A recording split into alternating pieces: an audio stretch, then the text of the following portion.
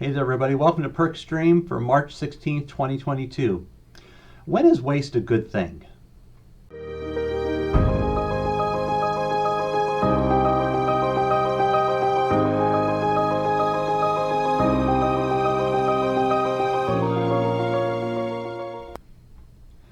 Hey everyone, I'm glad you stopped by today.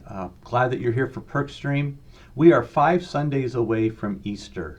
And while we really do anticipate that day, there is this progression, this preparation that we can do as we head towards Easter, and that is preparing to walk the road of the cross.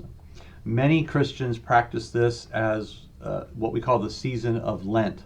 And Lent is preparation, it's examination of our lives as we understand what it is that led Jesus to die for us, by looking at our lives and saying, what am I willing to lay down along the road with Jesus? What sufferings will I experience as Jesus has experienced suffering for me? It's a time of examination, of letting go and taking up the cross and following Jesus. My practice has been to read each year a devotional by Walter Wangerin called Reliving the Passion. And he takes Mark 14, 15, and 16 and puts those into a creative context for understanding why certain people acted the way they did, understanding how certain events came to be. And speaking of that, Mark tells us in chapter 14 about a woman. She has no name. Apparently she had no face as far as the people around was concerned, because she was unnoticed until she did one thing, and that is she broke open a very expensive jar of perfume. And then that aroma just filled the house. And she didn't stop there. She didn't just break it open to make the place smell better. She then took the perfume, this perfume that was worth 1 year's worth of wages, and she poured it over the head of Jesus. And now she has everyone's attention. And at first there's certainly shock, but then there is like this question of, how could you? How could you waste this perfume? How could you waste a year's salary? Don't you know how many poor people this could have helped? Well, Jesus then speaks his own rebuke, but he doesn't rebuke the woman. He rebukes his disciples. He rebukes everybody asking the questions. He says, how could you? She's preparing me for my burial. You're always going to have the poor, but you're not always going to have me. Her waste, what you think is a waste, is going to be remembered. And when people speak the gospel message around the world, they're going to speak about her and her wasteful worship. Well, I will not pretend to not have been in the group that rebuked the woman. I'm certain that I would have looked at it and gone, well, that's a waste. And I would then have to be honest to say I probably would have been offended by Jesus' remarks. I don't understand it. Jesus, what are you saying to me? What do you mean that this is going to be part of the good news? How could you condone this, Jesus? Well, whether she was aware of it or not, she was preparing Jesus for burial, but she was also doing an act of anointing. She recognized Jesus as both priest and king. Anointing was reserved for people such as this, and so her act was an act of recognition of who Jesus really is. More than a teacher, more than a healer. He's more than meets the eye.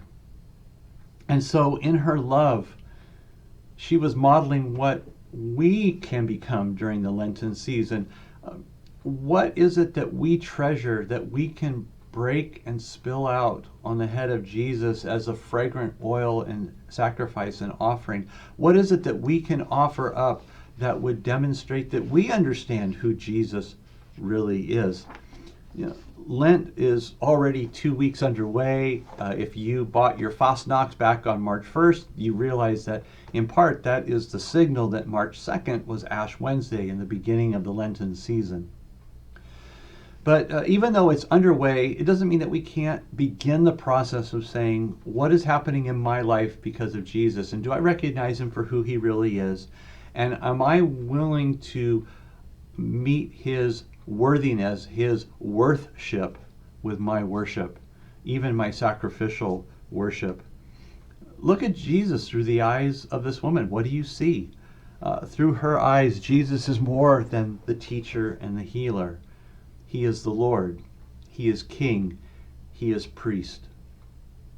I can't wait to get to Easter. I can't wait to get to that day where we're going to celebrate the good news that Jesus is alive, and because of that, we also live.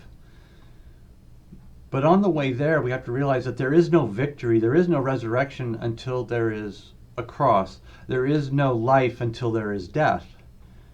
And Jesus didn't just walk that road for us. In all of his descriptions of discipleship, things like take up your cross and follow me, he's expecting that we are going to follow in that way as well, that we will lay down our life, that we will take up our cross and we will follow him. So ours is also a life of dying. And so what will die in order to bring life to the message that Jesus is King and Jesus is Lord?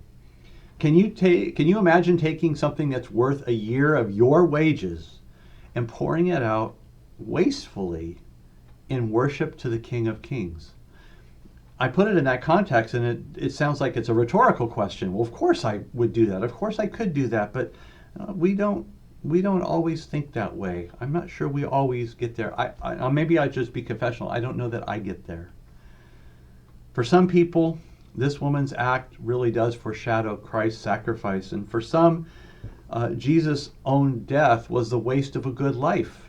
They would argue that Jesus could have just stepped out of that role and saved himself, and people could have found a way to save the life of Jesus. But Jesus was not about saving his life, though he could have. Jesus was about pouring himself out, and I am grateful and thankful that he did not step out. I'm thankful that he went through the process. I'm thankful that he did not save himself, because if he does not die, then I cannot live. And if I do not die, then I cannot live. And that is what Jesus is showing me here, that he is worthy of giving up the life that I want for the life that he has to give. This alone is a good enough reason to lay down my life and to break open my valuables in love and devotion. This is supposed waste, but brothers and sisters, this supposed waste is really true worship.